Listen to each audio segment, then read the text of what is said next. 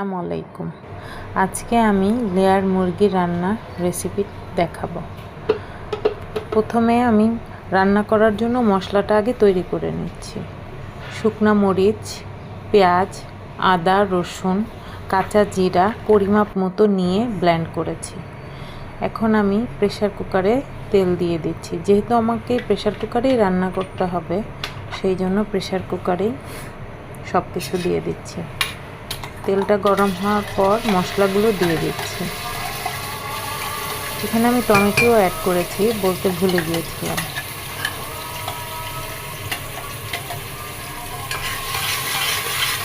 মশলাগুলো ভালো মতো কষাতে হবে। কষাতে কষাতে তেল উপরে উঠে আসা পর্যন্ত একটু ওয়েট করতে হবে। সামান্য একটু পানি দিয়ে দিয়েছি যাতে ভালো মতো কষানোটা হয়। এবার আমি এক এক করে শুকনা মশলা দিয়ে দেব। প্রথমে দিয়ে দিচ্ছি হলুদের গুঁড়া,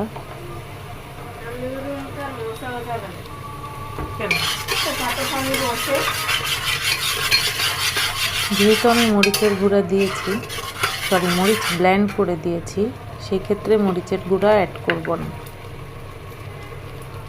জিরাও দিয়েছি, ধনে গুঁড়া দিব, আর গরম মশলা আমি সব গরম মশলা একসাথে করে পাউডার বানিয়ে রাখি, সেটা আমি দিয়েছি।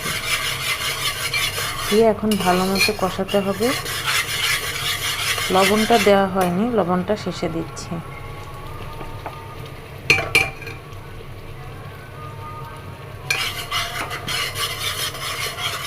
আপনারা আপনাদের পরিমাপ মতো মশলা দিয়ে দিবেন।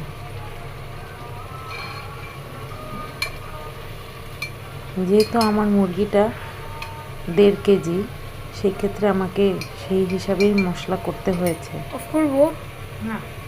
এখন ভালো মতো সব মশলা দেওয়া শেষ, ভালো মতো কষিয়ে আমি মুরগির গোশগুলো দিয়ে দিব।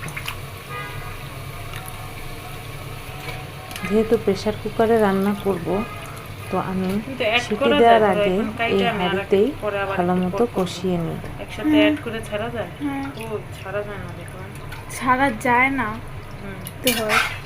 ভালো মতো কষানোর জন্য ভালো মতো নেড়ে চেড়ে কিছুক্ষণ রাখবো। রেখে